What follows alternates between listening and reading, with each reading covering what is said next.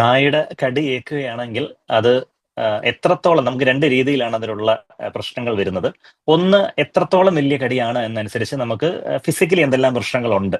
അതായത് കടിയേൽക്കുമ്പം അത് എത്ര വലിയ മുറിവാണ്, നമ്മുടെ മസിൽസിനെ ബാധിക്കുന്നുണ്ടോ, നമ്മുടെ ഞരമ്പുകളെ ബാധിക്കുന്നുണ്ടോ, ബ്ലഡ് വെസൽസിനെ ബാധിക്കുന്നുണ്ടോ എന്നുള്ളതെല്ലാം നമ്മളൊന്ന് അസസ് ചെയ്യേണ്ടതാണ്. അപ്പൊ അത് എത്രത്തോളം ഗുരുതരമാകുന്നു അത്രത്തോളം നമുക്കൊരു സർജിക്കൽ ഇന്റർവെൻഷൻ ഒക്കെ ആണെങ്കിലും പിന്നീട് ചെയ്യേണ്ടി വരുമായിരിക്കാം. വേറൊരു വളരെയധികം പ്രിക്കോഷൻസ് എടുക്കേണ്ട ഒരു കാര്യം എന്ന് പറഞ്ഞാൽ നായുടെ കടിയിലൂടെ നമുക്ക് പകരാവുന്ന ഒരു വളരെയധികം ഫേറ്റൽ ആയിട്ടുള്ള ഒരു ഡിസീസാണ് റേബീസ് എന്ന് പറയുന്നത്. അപ്പൊ അത് റേബീസ് വൈറസ് നമ്മുടെ ശരീരത്തിനുള്ളിൽ കയറാതിരിക്കാൻ വേണ്ടിയുള്ള അടുത്ത അടിയന്തര സ്റ്റെപ്പുകൾ എടുക്കുക എന്നുള്ളതാണ് ഏറ്റവും വലിയ പ്രിക്കോഷണറി മെഷർ എന്ന് പറയുന്നത്. അപ്പൊ അതും ഒരു സീരിയസ് കോംപ്ലിക്കേഷൻ ആണ്. ഇതിനോടൊപ്പം തന്നെ ടെറ്റനസ് അല്ലെങ്കിൽ ബാക്കിയുള്ള ബാക്ടീരിയൽ ഇൻഫെക്ഷനും ഒക്കെ എത്രത്തോളം വലിയ മുറിവാണെന്നനുസരിച്ച് അതിൽ നിന്നെല്ലാം നമ്മളിലേക്ക് പകരാം.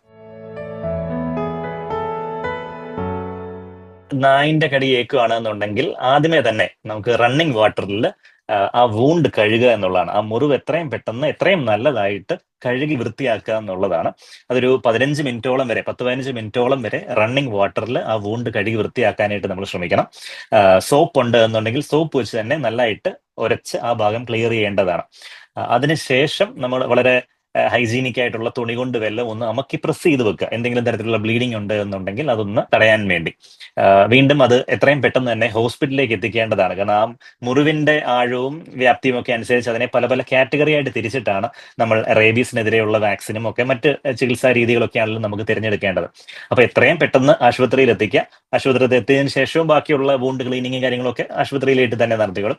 പക്ഷെ ഏറ്റവും പ്രഥമമായിട്ട് ചെയ്യേണ്ടത് ഫസ്റ്റ് മെഷർ എന്ന് പറയുന്നത് എത്രയും നല്ലതായിട്ട് സോപ്പും വെള്ളവും ഇട്ട് കഴുകി വൃത്തിയാക്കുക എന്നുള്ളതാണ്.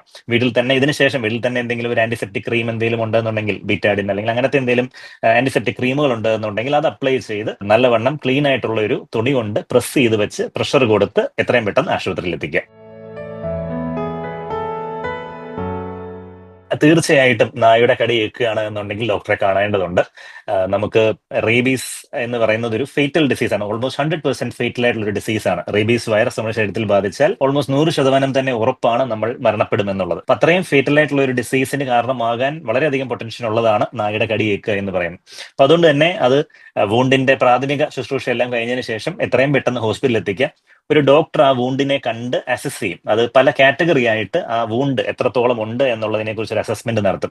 അത് 1, 2, 3 എന്നുള്ള പല പല കാറ്റഗറി ആയിട്ട് അതിനെ തിരിക്കുന്നുണ്ട്. ആ കാറ്റഗറി അനുസരിച്ച് ആ വൂണ്ടിനെ ഏത് തരത്തിലുള്ള റേബീസിനെതിരെയുള്ള വാക്സിനോ അല്ലെങ്കിൽ ഇമ്മ്യൂണോഗ്ലോബുലിനോ ഒക്കെ കൊടുക്കണം എന്നുള്ളത് തീരുമാനിക്കേണ്ടതുണ്ട്. അപ്പം എത്രയും പെട്ടെന്ന് പ്രാഥമിക ശുശ്രൂഷ വീട്ടിൽ ചെയ്തതിന് ശേഷം ഹോസ്പിറ്റലിലേക്ക് എത്തിക്കുക. വീണ്ടും വൂണ്ട് ക്ലീനിങ്ങും ഏത് തരത്തിലുള്ള ഇമ്മ്യൂണോഗ്ലോബുലിനോ അല്ലെങ്കിൽ വാക്സിനോ ഇതിനെതിരെ റേബീസിനെതിരെ ഉള്ളത് ഡോക്ടറിന്റെ നിർദ്ദേശപ്രകാരം ഏത് കാറ്റഗറി അനുസരിച്ച് നമ്മൾ എടുക്കേണ്ടതുണ്ട്. അതിനോടൊപ്പം തന്നെ TT അല്ലെങ്കിൽ ബാക്കിയുള്ള ബാക്ടീരിയൽ ഇൻഫെക്ഷൻ ഒക്കെ തടയാൻ വേണ്ടിയുള്ള വൂണ്ട് ക്ലീനിങ് എല്ലാം എടുക്കേണ്ടതുണ്ട്.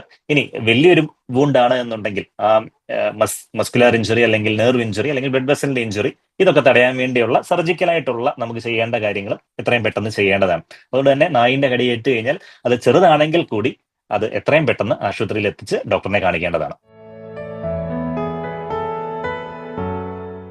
റേബീസ് ഞാൻ മുൻപ് പറഞ്ഞതുപോലെ ഒരു 100% ഫേറ്റൽ ആയിട്ടുള്ള ഒരു ഡിസീസാണ്.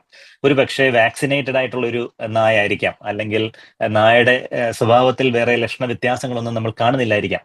എങ്കിൽ പോലും ഇത്രയും 100% ഫേറ്റൽ ആയിട്ടുള്ള ഒരു ഡിസീസ് ആയതുകൊണ്ട് തന്നെ നമ്മൾ വാക്സിൻ എടുത്ത് അതിനെതിരെയുള്ള ഒരു പ്രൊട്ടക്ഷൻ ഏറ്റവും പെട്ടെന്ന് നമ്മൾ നമ്മുടെ ശരീരത്തിന് കൊടുക്കുക എന്നുള്ളതാണ് ചെയ്യേണ്ടത്.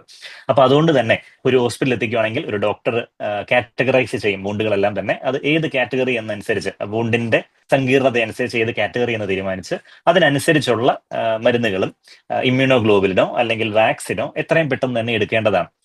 അതിൽ എത്രയും പെട്ടെന്ന് ആ വാക്സിൻ എടുത്ത് അല്ലെങ്കിൽ ഇമ്മ്യൂണോഗ്ലോബുലിൻ എടുത്ത് അതിന്റെ ട്രീറ്റ്മെന്റ് സ്റ്റാർട്ട് ചെയ്യുക എന്ന് പറയുന്നതിനെല്ലാം തന്നെ വളരെയധികം പ്രാധാന്യമുണ്ട്. റേബീസ് വൈറസ് നമ്മുടെ ശരീരത്തിനുള്ളിൽ കടന്നു കഴിഞ്ഞാൽ അത് നമ്മുടെ നെർവസ് സെന്ററിലേക്കും ഒക്കെ കടന്നു കഴിഞ്ഞാൽ അത് പിന്നീട് ഈ പറയുന്ന ഫേറ്റൽ ഡിസീസ് ആയതുകൊണ്ട് തന്നെ വലിയ സങ്കീർണതകളിലേക്ക് മുന്നോട്ട് പോകാം. അപ്പം തീർച്ചയായിട്ടും നായുടെ ഇമ്മ്യൂണൈസേഷൻ സ്റ്റാറ്റസ് എന്തുമായിക്കൊള്ളട്ടെ, അല്ലെങ്കിൽ നമ്മുടെ ഇതിന് മുന്നേ എടുത്തിരിക്കുന്ന ഇമ്മ്യൂണൈസേഷൻ സ്റ്റാറ്റസ് എന്തുമായിക്കോട്ടെ, എത്രയും പെട്ടെന്ന് ഒരു ഡോക്ടറിന്റെ സേവനം തേടി അതിനനുസരിച്ചുള്ള വാക്സിനോ ഇമ്മ്യൂണോഗ്ലോബുലിനോ എടുക്കേണ്ടതാണ്. നമ്മൾ നായയുടെ കടീനെ പല രീതിയിലാണ് കാറ്റഗറൈസ് ചെയ്യുന്നത്. അത് ഏറ്റവും ആദ്യത്തെ കാറ്റഗറി എന്ന് പറഞ്ഞാൽ നമ്മുടെ ഇൻടാക്റ്റ് ആയിട്ടുള്ള സ്കിന്നിന് മുറിവുകളോ ചതവുകളോ അല്ലെങ്കിൽ സ്കിന്നിന് ബ്രേക്കേജ് ഇല്ലാത്ത ഒരു സ്ഥലത്ത് നായയുടെ ഉമ്മനീര് വീഴുന്നു, അല്ലെങ്കിൽ ചെറുതായിട്ടുള്ള ലിക്സ് എന്തെങ്കിലും കിട്ടുന്നു, അങ്ങനെയൊക്കെയാണെങ്കിൽ അത് കാറ്റഗറി 1 ആണ്. അവിടെ നമുക്ക് സാധാ രീതിയിലുള്ള വൂണ്ട് ക്ലീൻ ചെയ്യുക, വെള്ളവും സോപ്പും ഉപയോഗിച്ച് ക്ലീൻ ചെയ്യുക എന്നുള്ള ഒരു പ്രൊസീജിയർ ചെയ്താൽ മതിയായിരിക്കും. പക്ഷേ രക്തം പൊടിയാത്ത രീതിയിലുള്ള സ്ക്രാച്ചസ് എന്തെങ്കിലുമാണ് നമ്മുടെ സ്കിന്നിൽ വരുന്നതെന്നുണ്ടെങ്കിൽ അത് കാറ്റഗറി 2 ആണ്. അത്തരം കാറ്റഗറി 2 ആയിട്ടുള്ള വൂൺസിനെ നമ്മൾ വാക്സിനേഷൻ എങ്ങനെയാണ് എടുക്കുന്നുണ്ട്. വീണ്ടും ഈ പറഞ്ഞ പോലെ ഇതെല്ലാം തന്നെ റേബീസ് ഒരു ഫേറ്റൽ ഡിസീസ് ആണ് എന്നുള്ളത് കൊണ്ടാണ് നമ്മൾ ഇത്രയും പ്രിക്കോഷൻസ് എടുക്കുന്നത്. അപ്പോൾ കാറ്റഗറി 2 ആണെന്നുണ്ടെങ്കിൽ വാക്സിൻ മാത്രം എടുക്കുന്നു. അതല്ല, നമ്മുടെ സ്കിന്നും എല്ലാം ബ്രേക്ക് ചെയ്ത് രക്തം വാർന്നു വരുന്ന രീതിയിലുള്ള സിംഗിൾ അല്ലെങ്കിൽ മൾട്ടിപ്പിൾ വൂൺസ് നമ്മുടെ ശരീരത്തിൽ ഉണ്ട് എന്നുണ്ടെങ്കിൽ വാക്സിനോടൊപ്പം തന്നെ ഇമ്മ്യൂണോഗ്ലോബുലിൻ നമ്മൾ എത്രയും പെട്ടെന്ന് ഇഞ്ചെക്ട് ചെയ്യേണ്ടതാണ്. അപ്പൊ അത് എത്രത്തോളം സങ്കീർണമായിട്ടുള്ള വൂൺസ് വരുന്നു എന്നനുസരിച്ച് നമ്മുടെ കൈകളിലോ കാലുകളിലോ നമ്മുടെ മുഖത്തോ അല്ലെങ്കിൽ അങ്ങനെയുള്ള സ്ഥലങ്ങളിലൊക്കെ കടിയേക്കുകയാണെന്നുണ്ടെങ്കിൽ ഇത് സെൻട്രൽ നെർവസ് സിസ്റ്റത്തിലേക്ക് എത്രയും പെട്ടെന്ന് ഈ വൈറസിന് എത്താനുള്ള സാധ്യതയുണ്ട്. അപ്പം അത് ഈ കാറ്റഗറി 3 വൂണ്ട് ആവുകയാണ് എന്നുണ്ടെങ്കിൽ അത് വളരെയധികം കോംപ്ലിക്കേറ്റഡ് ആയിട്ടുള്ള കേസുകളിലേക്ക് അതങ്ങ് മാറാം. അപ്പൊ അതുകൊണ്ട് ഡെഫിനറ്റ്ലി വളരെ കോംപ്ലിക്കേറ്റഡ് കേസുകളാണ് മിക്ക ഡോഗ് ബൈറ്റ് കേസുകളും. അതുപോലെ തന്നെ നമ്മൾ വളർത്തുന്ന ഒരു നായ കടിച്ചാൽ പോലും പെട്ടെന്നൊരു കടി കിട്ടുമ്പോഴത്തേക്കും നമ്മൾ പലരിലും കാണുന്നത് ഒരു ഷോക്കിലേക്കാണ് പലരും പോകാറുള്ളത്. ആ ഒരു സമയത്ത് നമ്മൾ വീഴുകയൊക്കെ ചെയ്യുകയാണെങ്കിൽ കൂടുതൽ കടി കിട്ടാനുള്ള ചാൻസുകൾ വളരെ കൂടുതലാണ്. അപ്പൊ അതുകൊണ്ട് തന്നെ കടിയുടെ കോംപ്ലിക്കേഷൻസ് ഒക്കെ തന്നെ കൂടാൻ വളരെയധികം കൂടുതലാണ്. റേബീസിന്റെ പ്രശ്നം മാത്രമല്ല, അതോടൊപ്പം തന്നെ muscular injury, blood vessel injury, ഇതെല്ലാം തന്നെ അതിൽ വരാം.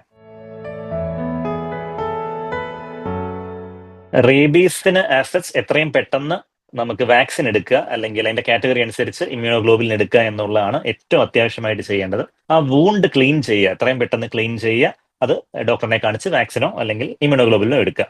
ഇതോടൊപ്പം തന്നെ ടെറ്റനസിന്റെ ഇഞ്ചക്ഷനോ അല്ലെങ്കിൽ എന്തെങ്കിലും ആന്റിബയോട്ടിക്കുകളോ സാധാരണ തരുന്നതാണ്. കാരണം വീണ്ടും സ്കിന്നിൽ ഉണ്ടാകുന്ന ഒരു മുറിവായതുകൊണ്ട് തന്നെ ബാക്കിയുള്ള ഇൻഫെക്ഷൻസ്, ബാക്ടീരിയൽ ഇൻഫെക്ഷൻസ് ഒക്കെ ആണെങ്കിലും സെക്കൻഡറി ആയിട്ട് കയറി പിടിക്കാനും ഒക്കെയുള്ള ചാൻസ് വളരെയധികം കൂടുതലായതുകൊണ്ട് തന്നെ അത്തരം ആന്റിബയോട്ടിക്കുകൾ എന്തെങ്കിലും തരുന്നതാണ്. ഇതോടൊപ്പം തന്നെ ഇതൊരു ട്രോമാറ്റിക് ഇഞ്ചറി ആയതുകൊണ്ട് തന്നെ അതിന്റെ വേദനയ്ക്കെതിരെയുള്ള വേദന സംഹാരി മരുന്നുകളും അതിന്റെ കൂട്ടത്തിൽ തന്നെ കഴിക്കേണ്ടതാണ്.